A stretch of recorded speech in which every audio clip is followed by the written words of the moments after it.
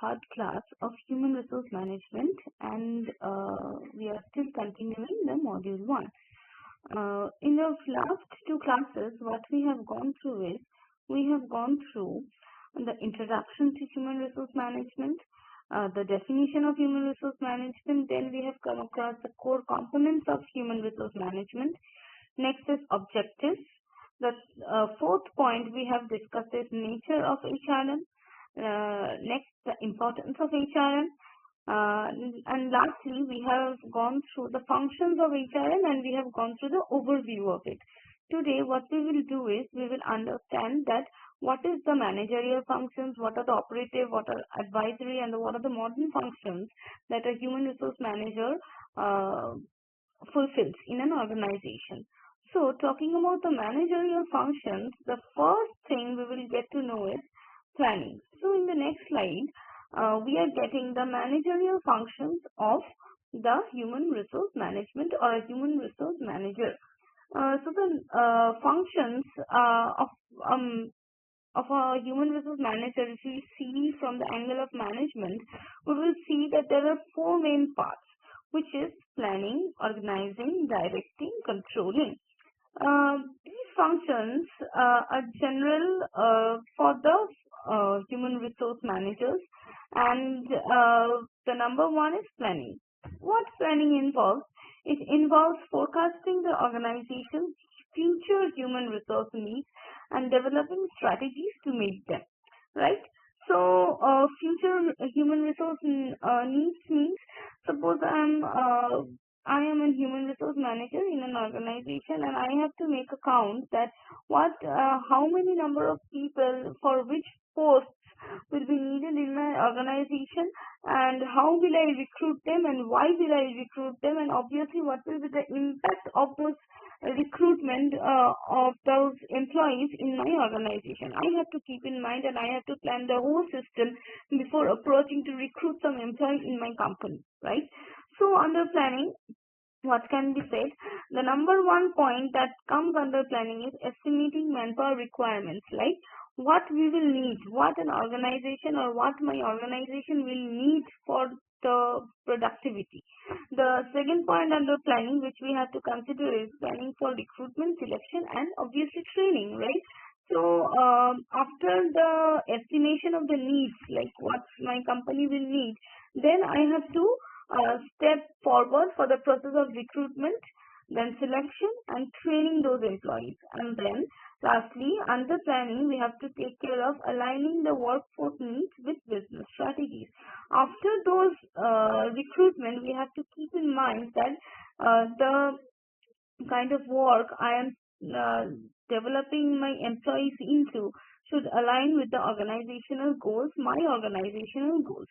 The next point under managerial function is organizing.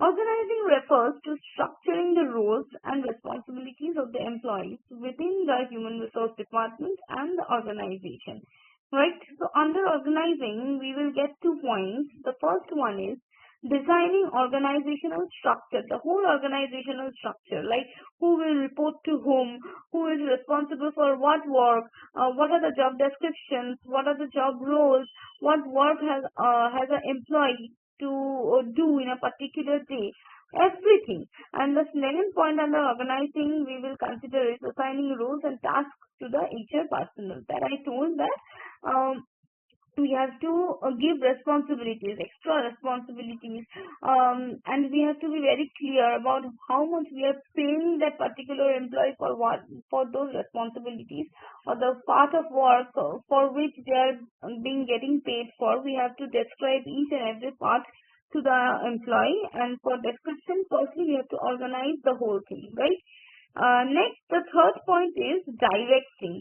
Under directing involves guiding and motivating employees to perform effectively. Like we have to guide the employees. If an employee is coming to us and telling us that we are not understanding this, how to process this, we have to guide the employee properly and make them understand that what is the workflow of our organization, isn't it? So, under directing, we can say the number one task a human resource manager should do is providing leadership and supervision. We have to give those employees or our employees a proper vision, and that too in a right way, in a right manner, so that they can perform their work properly. Next is encouraging teamwork and collaboration. We as a HR manager will always have to encourage teamwork, because teamwork evolves a lot of more ideas, a lot of more brainstorming, which is very, very good for any kind of organization. And obviously, we have to keep in mind that we have to collaborate among the employees, collaborate with other organization. It can be inter collaboration, it can be intra collaboration, it can be anything. Okay. And the third point, and the direct thing we can say, is communicating HR policies and goals.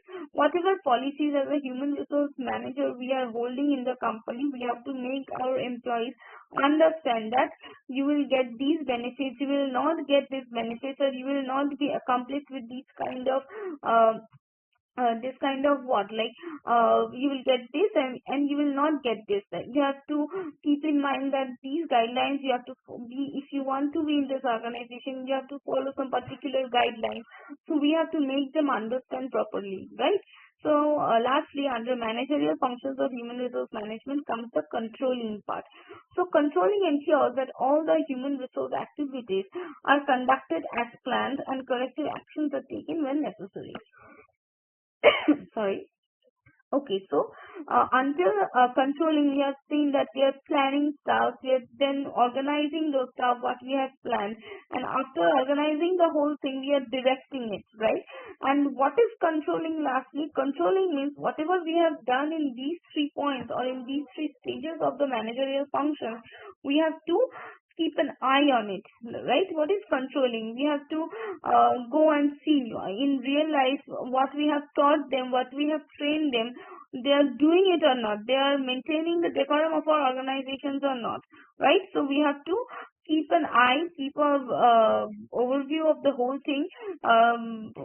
Daily we can do, quarterly we can do, monthly we can do, right? So we have to be very present. We have to be present, as well as be very attentive what my employees are doing, whatever we have promised them as an employer. Are we being able to fulfill those promises? And also vice versa, whatever the employee has promised us, that whatever they will give us against what we are paying them, what we are compensating them, either they are able to give us that or not. So this is the whole process of controlling. I guess the managerial functions of HRM is clear to all of you guys. Next, as we read in the overview part, after managerial functions comes the operative functions. Okay, so operative or operational functions, the other name of operating functions is operational functions, are specific activities that human resource managers or HR managers perform to manage people at work. So the main role of human resource manager is to manage people, right? So while managing people, few steps have to be taken by the human resource managers. These involve day-to-day activities directly relating to managing employees. The first point, I will get into each and every point one by one. I'm explaining those. The first point is recruitment and selection. These functions focuses on attracting, screening, and selecting qualified candidates for various positions of the organization.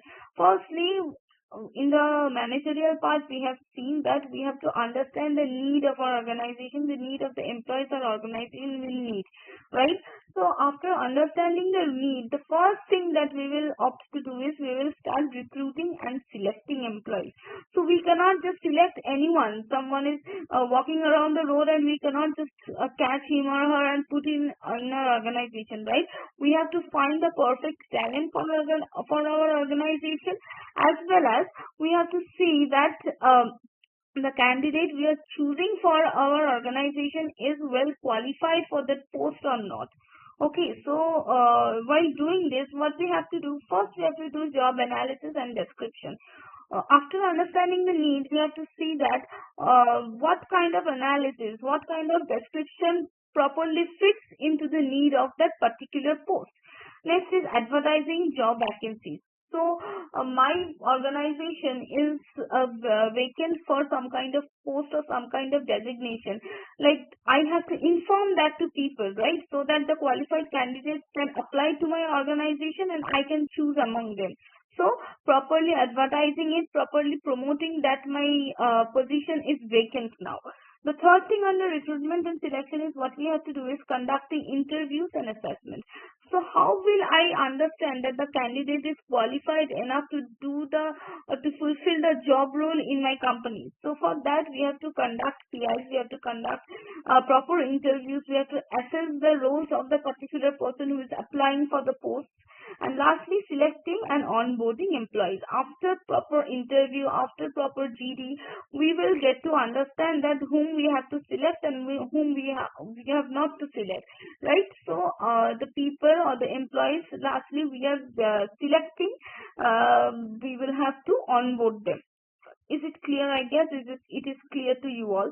So the first point, recruitment and selection, is described, and the second point under operative function is training and development. Once someone is recruited in a company, obviously that person is new to that company. If the person or the employee is having a huge amount of work experience in his or her career, then also we can say that he is new to that particular company. So whatever job role that particular company or the workflow that particular organization is following, a proper training and development should be given to the employee also, so that the employee fits in for that particular job role.